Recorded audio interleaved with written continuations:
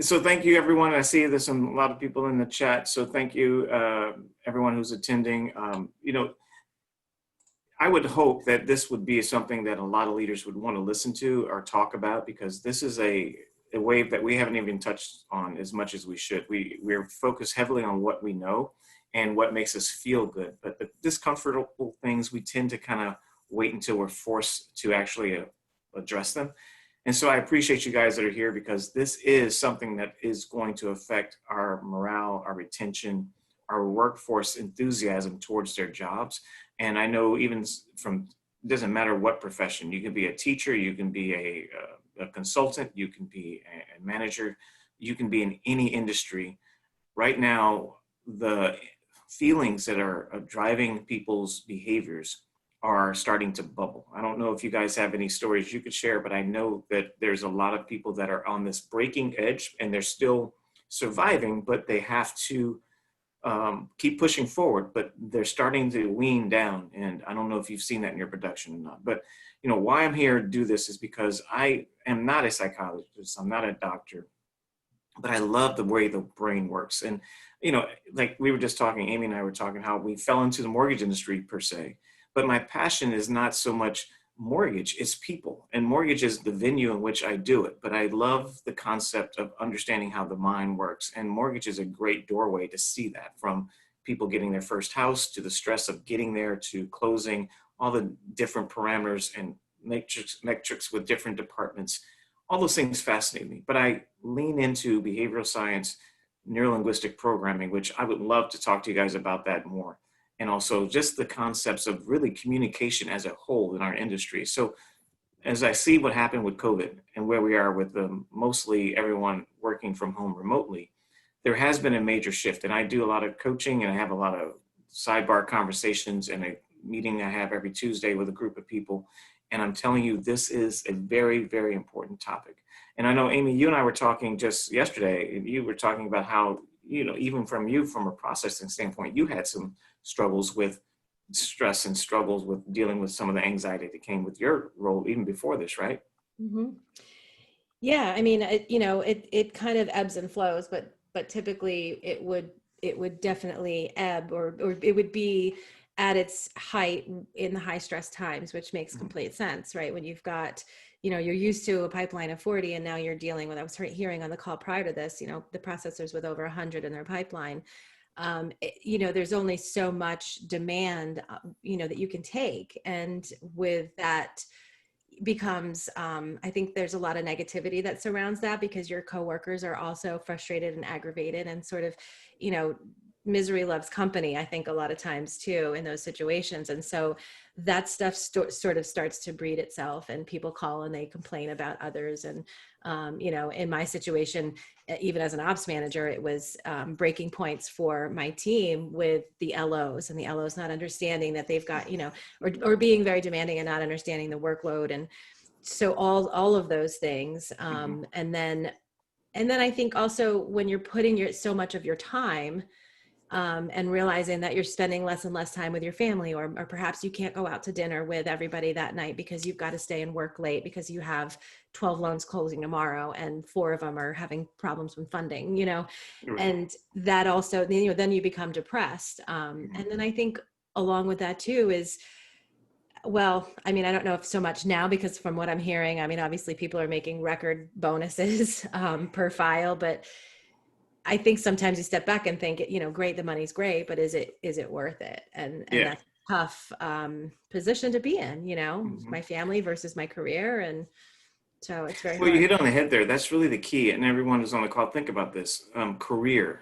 I mean, that is what's changed, what our concept of priorities are. I mean, for the standpoint of being home from COVID, do you realize we don't dress up like we used to? So think about all the times you went shopping for clothing for work.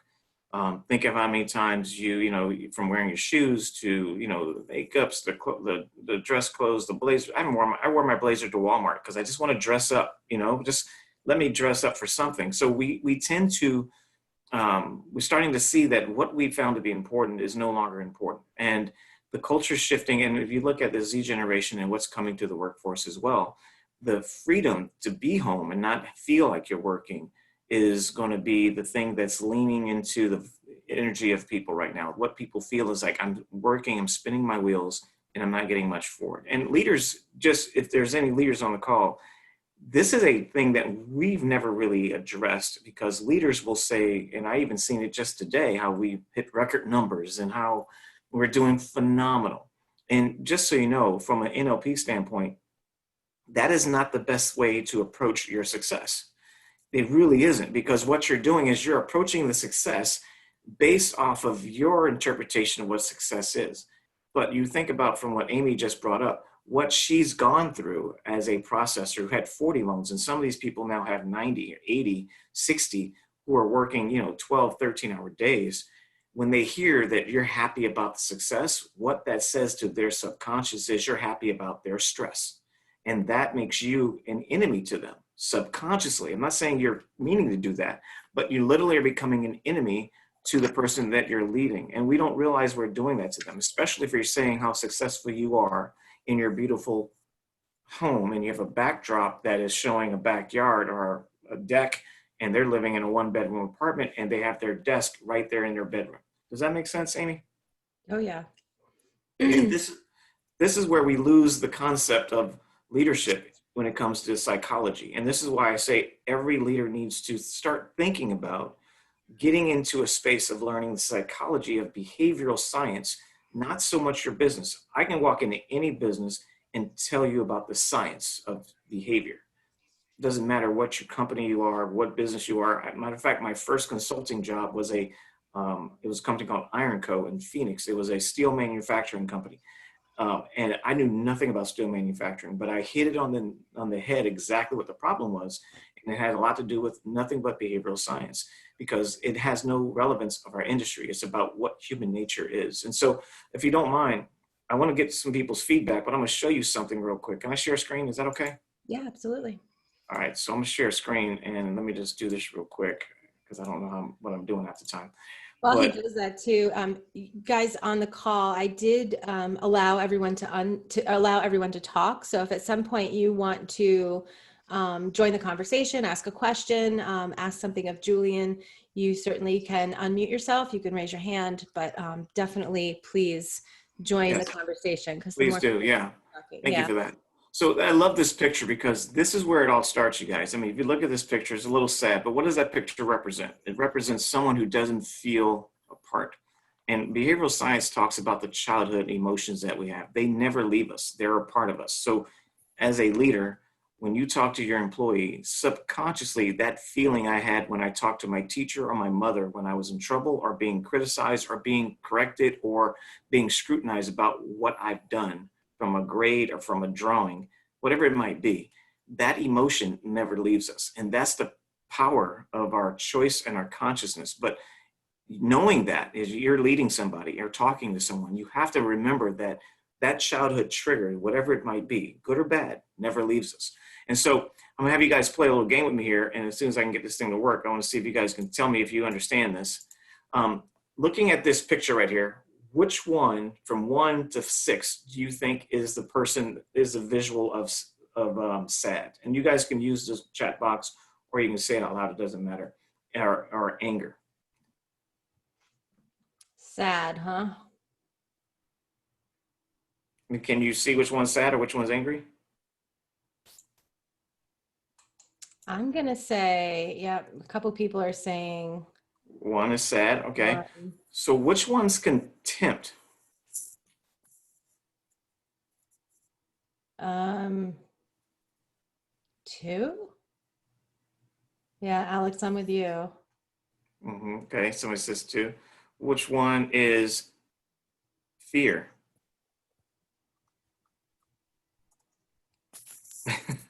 It's like all of them.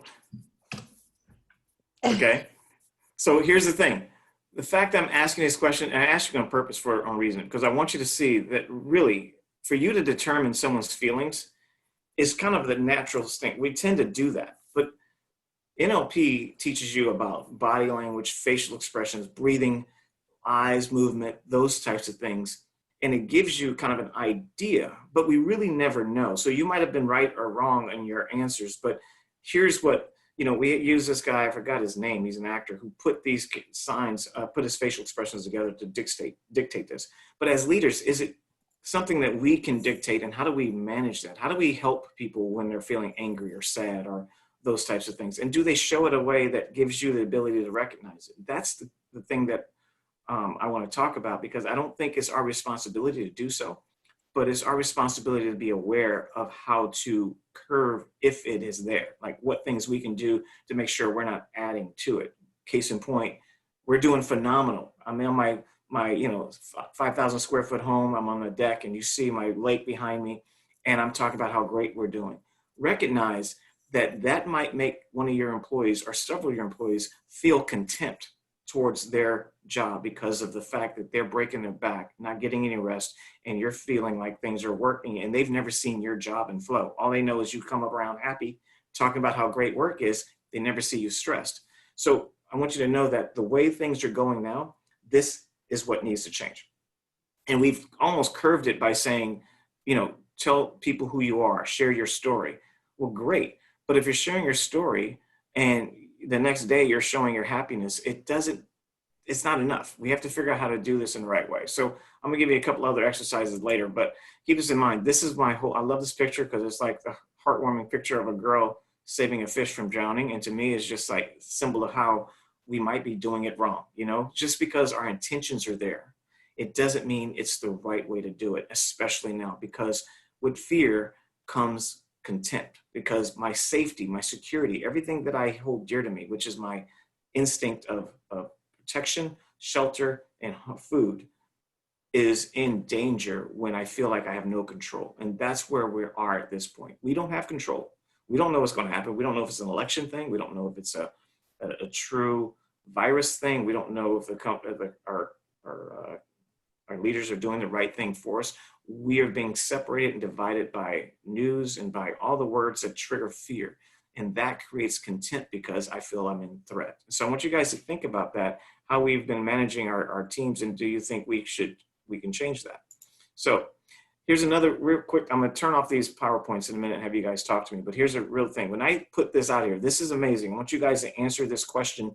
If you're comfortable, you can send the answer on chat, but you don't have to. But I want you to answer these questions to yourself, or put something, if you're willing, in the chat. When I think about, and you leave it blank, my potential is hit with my own thoughts of fill in the blank. At the same time, I'm always thinking about the fact that I am fill in the blank.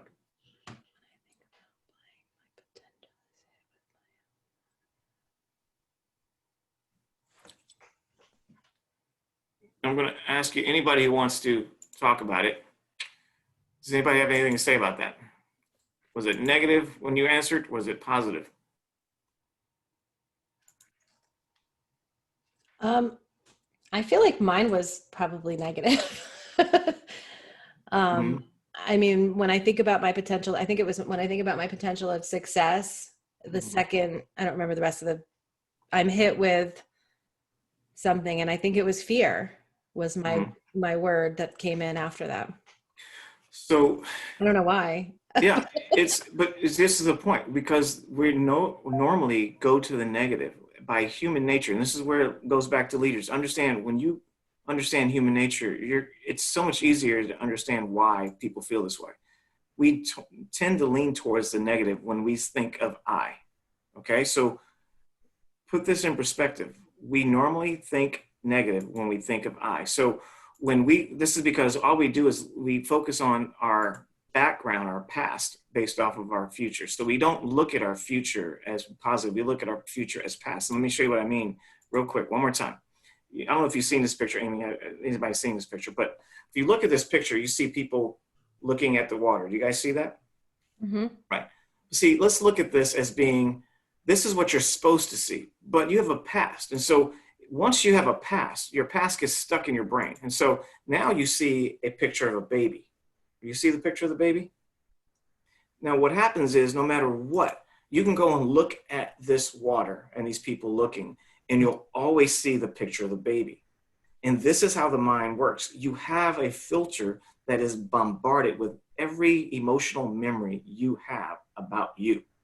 And normally, going back to what I said earlier, We are very in contempt of anybody that threatens our emotional safety. So if I ask you, when I think about emotional safety is the comfort zone of that threat. I need to protect myself from that threat. So you normally see the threat and that's what comes to your mind. And so all of our employees, including myself and you, we tend to look at things from a negative perspective. Psychology knows this, marketing knows this, political science knows this, by the way. Every television network knows this. This is why negative sells. So you have to understand that you by nature and your employees by nature are constantly looking for the negative. If you haven't experienced this, I promise you, if you give your employees a $50 gift card for every month, 2 months in, they're going to complain about giving them only $50 because negative is what drives behavior if you're not aware of it. So we have to understand that, and how to teach you guys how to get away from that is you really understanding how to get into the psychology of communication. So I wanted to share that with you because it's very important to understand that we're in a space now where we've changed drastically. We're no longer, if you ever take an employee personality test, we're not even caring about that anymore. We're now left from direct to spirited, considerate personalities to now people are manifestors or they're generators. We've gotten to the spiritual world now. We're leaning our spiritual world into the business world. So leaders have to be more cognizant of how the mind works because that's more of the spiritual realm is the mind. So just keep that in perspective. So I rambled a little bit, kind of went on something. And then Sarah she said something similar to myself as Amy did, because so many things are unknown and don't feel stable. Exactly. And so when things don't feel stable, we tend to look at the negative by nature because that's your way of protecting yourself from danger by being alert to all the things that can go wrong. It's not you're a negative person, you're just human. But you know that, so you have to start walking yourself backwards. And there's an old saying, I have 99 problems, 98 of them are just made up in my head. And that's true because we tend to look at the negatives. But this is what causes depression. And I want you guys to know, depression is an end result to a lot of other things. And so I want to talk about how you can catch those things going forward. So I rambled. Any questions so far? Because I said a lot. Yeah, Scott's got his hand up, actually. Scott, you're unmuted, so if you want to go ahead. Well, thanks for unmuting me. Hopefully my dogs don't bark in the background because I just muted my son who's waking up, who's 2. But Julian, good to see you again. And Amy, thanks. It's a pleasure to meet you remotely. It wasn't a question per se because, I forgot my initial response, but I was going to say I pocket dialed you, but I don't know what the pocket dial version of Zoom is. But anyways, I think what I was thinking of when that question came up in terms of fill in the blank, and you reminded me of this before, Julian, of how many thoughts go through your head in a second. That wasn't up there long enough for me to think of what I put in there because I could have put a lot of things in there, right? Mm-hmm. And it wasn't about being correct. It just was what was coming to my mind and what I wanted to say. And then we flipped to the next one. But I did see that baby slide before, and I still didn't remember that was a baby I was looking for. But you had mentioned earlier in terms of, and I know it's the semantics thing, right? And you talked about leaders and stuff like that. And then you mentioned in there manage, right? And I know we all know the distinction in terms of being, managing versus being a leader. 23 years in the mortgage business of thinking, somewhat of a leader and not just truly managing, and which I believe, helped me succeed for many years was getting to the, not knowing as much in terms of obviously of what you both know, or obviously in terms of the NLP stuff or people's, reading people, but just asking, how are you, like, and why are those goals important and stuff like that, just being a real people person, right? And that's been a real battle in my 20 years. And I've been with great companies and just. So Scott, you said something really important. When let's talk about that because I want to hold on to what Scott just brought up. Yeah, because I'll ramble. So. No, it's okay. Yeah. So Scott brought up something really important. He goes, how are you doing? Now, that's a normal answer. That's a normal question we ask people because it seems a polite question. And here's the challenge with that question. It almost goes back to when we're, when we're asking people to tell us how they feel. What we're doing is we're asking people to be open, but again, people emulate what they see. They don't emulate what you tell them. So the better way to do that is to first say, hey, do you mind if I share something with you? So I've been going through some stuff lately, and you name it, you talk about it. And I just wanted to share, and I felt comfortable sharing that with you. So, so how are you feeling these days? So what I've done is I've made it okay to be vulnerable because now I've become vulnerable. But what a lot of leaders do is they walk around confident because that's what we've been known to be: confident, be in charge, have control, have all the answers. But what that does now, and this is a hard thing to hear because it sounds crazy what I'm saying. It's always been there, but we've been able to cover it with gift cards and busyness. But now people are becoming stagnant and they're starting to second guess things. So when they see that you're happy, you're confident, and you have all the answers, and you say, "How are you doing?" "I'm fine." Because you're fine, I'm going to be fine. I'm not going to tell you I'm fine. You're going to see it as a weakness because you're obviously very strong. So the goal is to first be vulnerable if you want people to become vulnerable. You can't expect to be in control and have control and tell people they shouldn't. And that's one of the mind hacks that we have to start thinking about, learning how to be open and be exactly what you want to emulate. So that's a trick that we need to do. Now, I don't say you have to create problems, but you can talk about anything. You can say, "My dog is sick." You know, you can just say, "I'm just kind of down today. My dog has been sick." And so what, how are you doing? I mean, and they'll start helping you. And this is what happens when people that are, especially you're leading, or they're helping you in some other way, it creates the dopamine in their body. Oxytocin and dopamine produces in their body, which really is the chemical that helps lift a mood. And I don't know if you guys have ever done this, but if you've ever felt better after helping someone, that is a chemical reaction in your body from serving another person. So if you have somebody who's low, all you have to do is talk about your lows and let them help you, and it lifts them up. Versus you trying to tell them, "Don't be sad, don't be upset."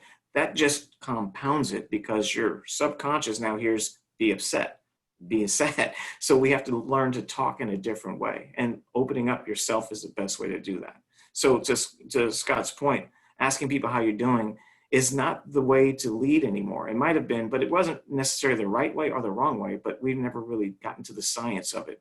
And it's better to be open. And I tell you, from when I was managing people, and I'm not bragging, but I'm giving you an analogy. When I won the award 8 years in a row of being an exceptional leader for the company I was with, only because I never talked business with any of my employees.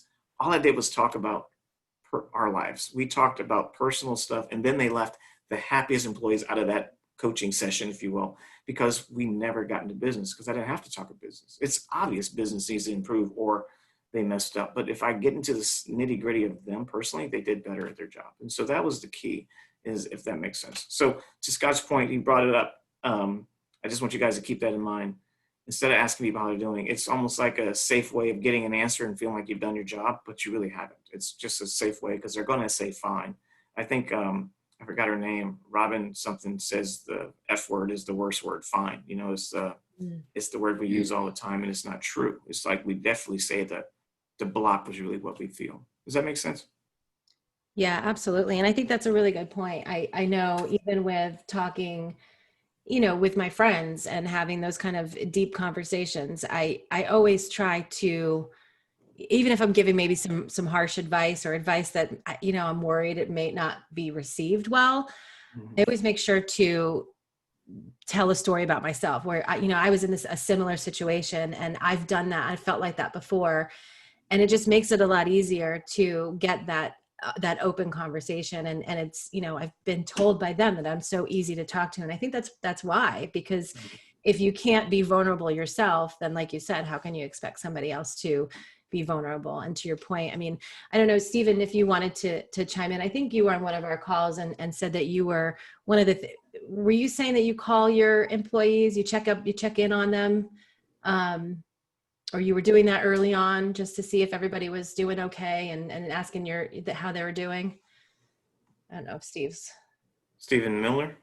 Yeah. I don't You know. might be multitasking right now. maybe. Yeah. So yeah, I think he was one of the guys that was, If I remember correctly, yeah, he said he was reaching out.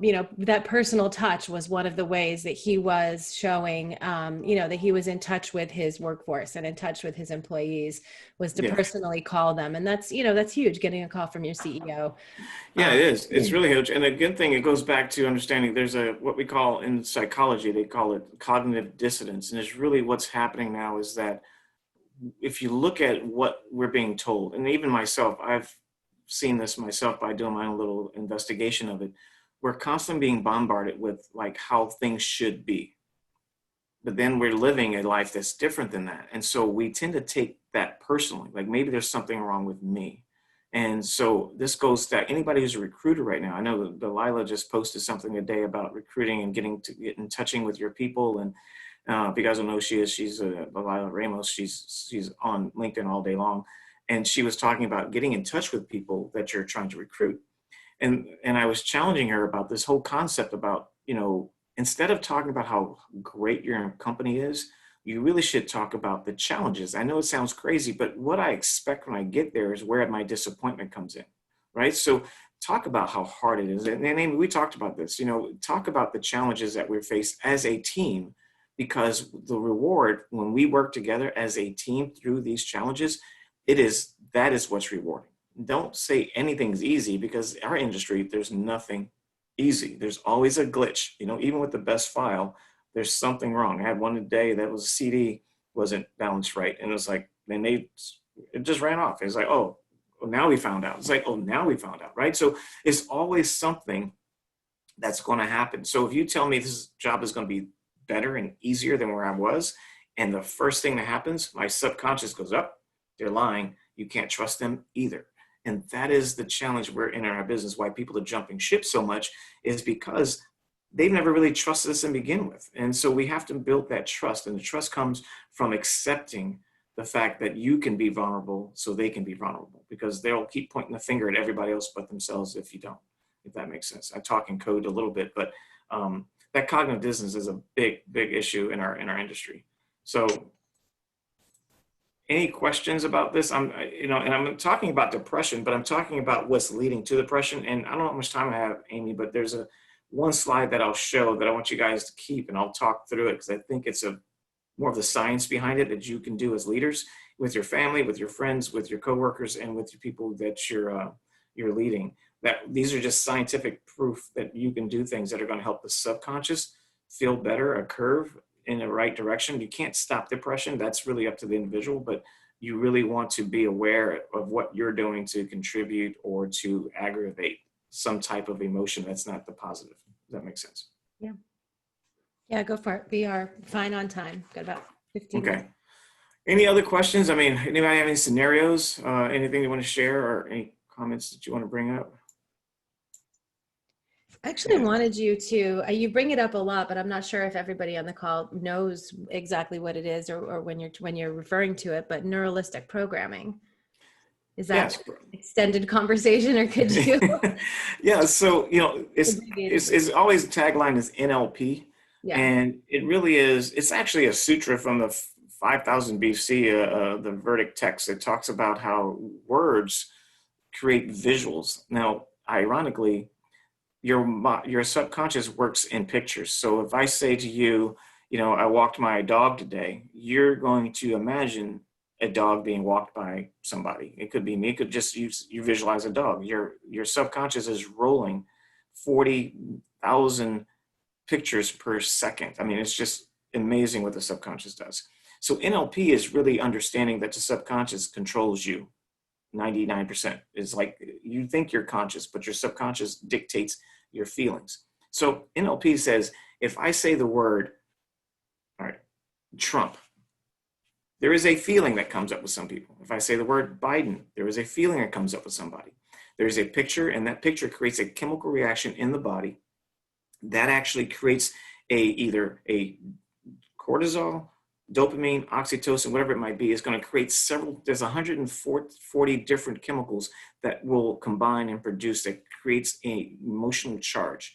And that becomes your persona. That becomes how you act. You pursue, that's what you show to others. Now, how they perceive it is a whole different thing. That's another chemical reaction. But NLP is saying, if you can understand the words you use and how they dictate the chemical reaction in your body and the emotion that comes from that, that is really understanding how to control who you are and create who you are. So you stop saying words like, I'm so tired of this, or you make me sick, or every time I talk to you, ask me this question, because now you've made every time versus this one time, and you've made an issue bigger. So NLP is really learning how to dictate that. Now, body language comes. We have the ability to change that within ourselves. Yes. So that we can essentially control the chemical reactions that we have. Absolutely. Absolutely. I do it all the time. And we all did it as kids, think about a kid imagining things, the imagination. That's why the word imagine is a powerful word. So if you're dealing with an employee, say, imagine this, and then pause. And then say things like, I don't know if you're open to this, but I want you to imagine something. Because now you're prompting the mind to start imagining, and then they start visualizing what you want them to visualize. So a great point is this, I say this all the time, none of your employees, including probably you or me, graduated school saying, one day I want to work in the mortgage industry. No one ever said that, right? Most of us said, I wanted to be a doctor. I wanted to help people. So the goal is to find out what people want to do, whatever venue that might be, and then say things like, I don't know if you're open to this, but imagine this. Imagine you're working here for just another year, but in that process, you are taking steps that are getting you to become that hairstylist you've always wanted to be, and then you're being supported through us to get there. How would that feel?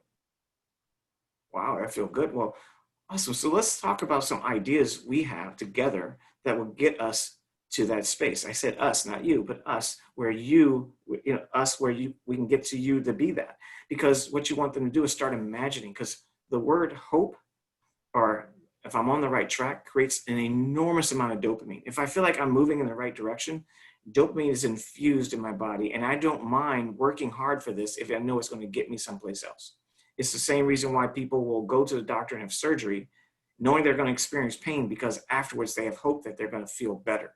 It's the same exact concept. It's like knowing I have a purpose to be here. But we think our employees want to work for this, and I'm telling you, they don't. It is an honest to goodness truth. If you took the computer out of the equation and say, give me honest feedback on a sticky note, and I can't read your writing, you will get honest answers. But computers we know they're connected to us. And so we're not going to be that honest on our feedback forms. But if you really want to know the truth, most of us don't. So this key is really understanding that. So I hope I explained NLP. I kind of went a long version there, but it's really a powerful thing, and it's really simple, but it's so simple we think it's childish, but it is very, very powerful. Awesome. Thank you. I get it now. And so I guess, we've got about 10 minutes left here. Just kind of want to recap for the people on the call and the leaders. The call was about workforce depression and morale. We kind of mentioned, or you mentioned a couple of things that they can do. But do you want to kind of recap that? Like what are the best takeaways from this conversation, going back to their organizations and saying, okay, how do I, going forward, how do I touch base with my employees? How do I figure out what's going on with them? What are a couple of things you think that they can implement? So a great question. I can show the screen. Maybe I'll show the screen to you, but one thing is understand that it takes laughter is one of the most powerful things you can do with your employees. Yes. Having a good laugh with people. So breaking away from the norm, not having business conversation. It's best when it's done with the concept that we have to have a business conversation, and then changing the flow in midstream. Like, I changed my mind. I don't want to have a business conversation. I just want to talk to you. I just want to have a conversation. Can I share something with you? And make it where it's impromptu, where it's almost like it's just top of mind. I'd rather just do this. Be rogue in that way. Calibration, really getting people to get third-party validation. This is really important more than ever now, because information is now through tweets, TikToks, YouTubes. Instead of having answers, ask people to find an answer that sounds right to them, and then collaborate on the different answers you get. So if it comes to service satisfactory, if it comes to streamlining a process, if it comes to how do we make sure that we're communicating better, what are some things you can find on YouTube? What influencers out there are you listening to, whether it be Gary Vee or, Sharma, whoever it might be? Let them bring answers to you, and you be like, wow, thank you for that. Another big thing is stop using the names that we've used in the past. I know that's a crazy one, and I never really brought this up before, but people don't want to be managers anymore. It's stressful. They don't want to be stressed. They don't want to move up. But if you give them a word, say, you know what, you're a major influencer in the team. I really appreciate that. Can I call you influencer? Can I make that your title? Do you mind? That kind of stuff is going to make a difference. You're the neuro hacker. You're the game changer. Give creative names so people can create their own image off of it, because I like game changer. Yeah, the what? Game changer. I like that. Yeah, I mean, as a new title. Those are powerful things to do, because those are the norm conversations out there now. I'm called a neuro hacker. I have friends that I'm an influencer. What is that? So if I'm a manager, well, that sucks. He's an influencer. Yeah. Right. So again, another thing to do is when you're talking to people, especially on video, there's things you have to know that matter. When you're emphasizing things, your tone of voice and eye contact through the camera, and a lot of people do this, they'll look at the picture that they're talking to, and their head is, I'm looking at your pictures right now, but now I'm looking at that little dot in the camera. I know, I do that. I'm looking at you when I talk. Yeah. So get used to looking at that dot, looking at in Hollywood. I'm from Hollywood, you know that. So you're taught to look at this little round thing, and you have to act like you're talking to someone. Get into norm of doing that. Like, I'm looking at that little hole there and talking to you as if I'm talking to a real person, and imagine you are, because that's going to come across better than you looking like, hi, John, so it is just something to keep in. I know this sounds crazy, but it is a very important thing. And stories, and always use stories. Give your stories. Don't give their stories, but give your story first, so people can visualize you in a comical way, a real way, a personable way. And then allow them to laugh at you and you laugh at yourself. That's really one of the biggest things. There's one I had over here that another really important thing is get people to move their eyes side to side. So if you have a presentation of something you want them to do, having them walk forward and move their eyes side to side is a physical movement of moving forward, what makes people feel better. Dopamine creates. So if you take them, say, get on your phone and FaceTime me, let's not do the Zoom, walk. And just walk with me and I'll walk outside, you walk outside, put in your FaceTime. That is a dopamine creator. It creates dopamine because the body is in the sense of moving forward, and your body eyes normally shift from left to right, and it creates dopamine in the brain. It makes people feel better. So it's a really weird thing to say, but it's something that people should start doing more. Awesome. Interesting. Anybody on the call have any questions or anything to add to what Julian has provided us with today? Alex says, those are all great ideas, and I hope not to come across negatively, but honestly, it just seems like a lot of pressure, not being a licensed therapist, to be responsible for employees' mental well-being. Yikes. And I love, Alexandra, thank you for sharing that. That is an honest statement, I should say. And you're not. This is what I want you guys to see. This is more about being a leader that is aware of human nature. Yeah. It's really about that it exists. Yeah. Yeah. And it should change how you behave. And I used this last time when we were in a conversation. If you see your employees not doing well or did something wrong, like even the day my CD thing, the employee was extremely defensive with me at first. And I used the analogy you and I talked about the hospital with her. I told her a story. And she laughed, and she's like, so I'm like, hey, we're in a hospital. These things happen, right? I mean, she's like, yeah, you're right. And she thanked me for not like ripping her one, because that's what she's used to.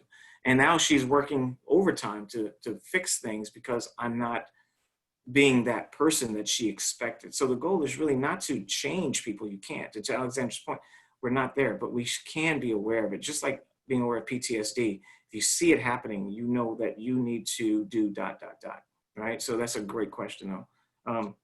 Yeah. And I think to your point, Julian, that in that position, like with the CD or the closers, that they are put in a position of having to be defensive all the time. And so even when someone's not coming across that way or not meaning to, it's your knee-jerk reaction to put up your defenses because you've been all day long having to defend yourself. And and what's going on. So Goes back to the picture of the totally baby in the water. It's like you have that image of what's going to happen and you respond to it. And that's the key, is curving that image. And you can't take away their image, but you can literally give them a new experience. And over time, that becomes the new image, but it has to be consistent. It Yeah. can't be just a one-time hit. It has to be a consistency over time with leadership. So that's a great point. Scott says something here. I think this is also much in need in the mortgage space. There has been too much focus on numbers and not the people behind the numbers. I totally agree, Scott. Yeah. Like Julian said before.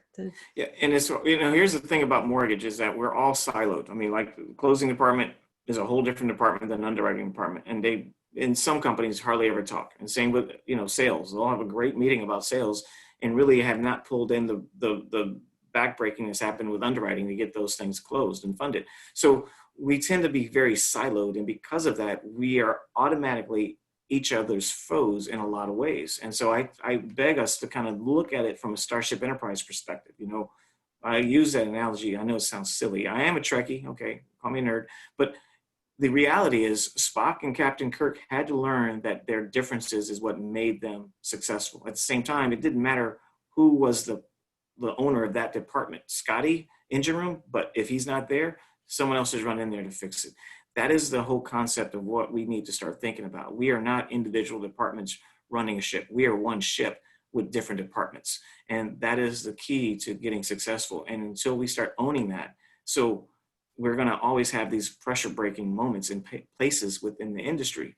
For instance, you might be hiring a bunch of underwriters, but you might not be hiring enough closers. So now you're just putting a bunch of stress on the closing department. So we have to really be holistic and look at the big picture. And that's going to help with, people's trust and people's feelings towards their job. And it's a huge, I can't turn the ship. Only we can as a collective whole. And that's a huge discussion, how to do it. Get your employees to give you some ideas. I mean, bring them into some of these meetings. Take somebody from closing, have them go to underwriting meeting. Have somebody from sales go to underwriting and closing meeting. You have them involved so there's more of an empathy and a reality check of what this big industry is all about. Because in all due respect, a lot of us only know our department, but we don't know the industry. So we need to broaden ourselves. We used to talk about that all the time. Like you'd want your ops people to spend a day in the life of an LO and vice versa. Take your LO and put him in an underwriter seat for the day and make him underwrite his own files. Yeah. And they'll say, there's no time. There's no time. There is time. Right. And speaking about personalities, there's a certain personality that works really well as a processor or as an underwriter, but that same personality would be horrendous as an LO or a salesperson. So those personality types, if we could find a way to, you have to work together, right? Like there's no way around that. But to find how they mesh really well together and sort of find that dividing line, like these personality types, here's what they do well together. And we know the things that don't, we know the differences, but what are the similarities? It's a great point. There's always something we don't get along. Even your own spouse, you don't get along with in certain areas, but so it's not about getting along. It's about the purpose of why we're here to get to work together and why we're here to get along. It's not, do we get along? It's why we're here to get along. So we're here to get along for ... And that's called a phileo relationship. We have a common goal together. That's a Greek word for phileo. It's like phileo love. It's a common goal to get there. It's not a selfish reason for here. It's like we're trying to get somewhere together. And, and I say this to anybody, it's like we have to understand that our industry is extremely complex. There is no real fix. There's only mechanisms to improve. But as soon as we improve, there's going to be a new thing that pops up. But that's, at least we're working on improving continuously, not knowing what comes next, but being willing to adapt and change. And that's, don't be rigid, just be willing to do that. And that will make life so much easier for everyone. And I would say, I love our processors and underwriters and everybody who's working so hard, but this will shift a little bit. We're going to see a shift a little bit in the market. I don't know when, but I'm not predicting, but we have to ask ourselves, what are we going to do when we're not as busy? Are we going to produce and develop our people and let them develop themselves and give them the freedom and autonomy and to grow and be themselves? Or are we going to be rigid and be the same for the next wave to happen again? Because it's just going to create a new shock to the system, and it's going to repeat itself. Right. So I hope it doesn't happen. Scott's got his hand up. So then we'll listen to Scott and probably wrap it up here in a few minutes. Scott, go ahead. Well, thank you. And I think you guys have covered a lot of great stuff. And I always, love surrounding myself with people like yourselves. So I don't want to make it mortgage specific because I'm not sure if everybody on this call is the mortgage industry. And I'm not going to proclaim that I was one in high school that said I want to grow up and be a mortgage loan officer. And Julian knows, as many of us are, even though I love the industry and grateful, but you got to bob and weave, right? And stuff I'm learning from Julian and others that I've been so blessed to meet over the last couple of years has just helped me ground myself after 20 years. But what I do think is that, when you talk about the vulnerability aspect, whether it's in the job or home relationships, right? There's, like you had said, like you don't have to go to school. In my experience, you have to go to school to learn to be vulnerable, or you don't have to go to school to learn that, yes, it takes practice, right?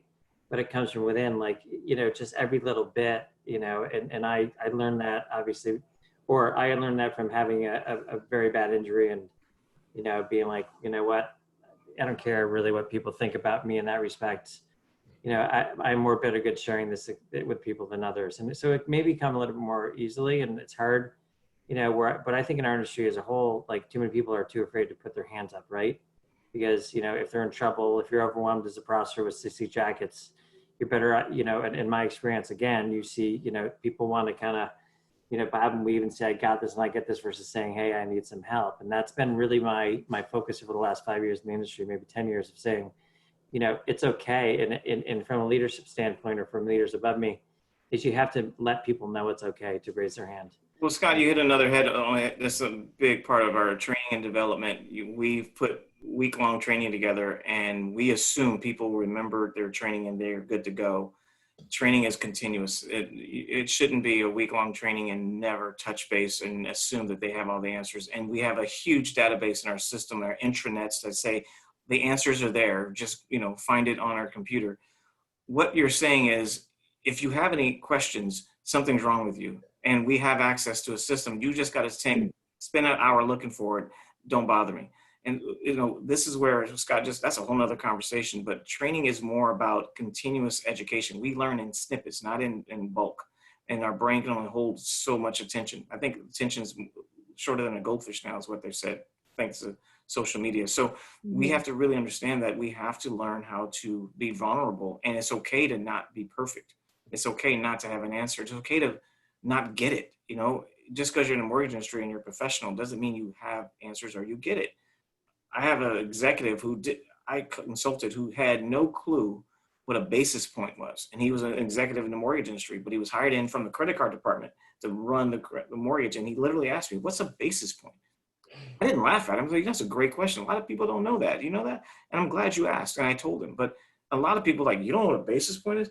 So then that tells them, don't ask questions that might sound stupid to somebody. So we have to be very careful and understand we want people to ask questions and reward it, and start recognizing people that do. And that's going to be a huge lift for any company if we start doing that. So anyway, that's it. Scott brought up another good question. We should just based everything off of Scott's comments. Yeah. Thank you, Scott. Thanks so much for speaking up and for contributing today. We really appreciate it. And we are about out of time here. So if anybody has any. Well, let me do this real quick. I want to do this. I'm going to share the screen for you guys to screenshot it. Let me just share it real quick so you can have it. And all right. I want you guys to have this. And it's just a really important screen. If you guys can see that screen right there. Wait. If you guys can see, I'll move this out of the way. If you guys can see that, it's very important to know. These are, if you guys have questions about it, these are just some tricks you can use when you're dealing with your consumers or your employees, even with yourself. Just understand these are great ways to build dopamine, cortisol stoppers, and actually help build trust and, 3-6-7 rule, I call it. Perceptions are hard to change. So understand your first introduction, your perceptions are key. So just keep that in mind. Okay, so I'll cancel that share right now. Just wanted to share that. Thank you. Well, to everybody on the call, thanks to Julian's prompt, I am recording and have recorded this. So aside from missing my intro, which nobody wants to hear anyway, I will send this out to everybody tomorrow. If you want to go back and take a listen, or if you want to pass it on to anybody who you think would benefit from the conversation. And you're welcome, Alexandra. Thank you for being on the call. Yes, thank you, Alexandra, and thank you for the people that have been on the past 3 calls. We'll certainly look to do more with Julian, since there's so much good conversation to be had here. So Julian, thank you as always for taking time today. I know you are, like everybody else, just super busy, so we truly appreciate it. And, I'm enjoying the experience, so thank you. I appreciate it. Awesome. With that said, everybody have an awesome afternoon, and we will see you soon. Have a good night, everyone. Bye. Bye.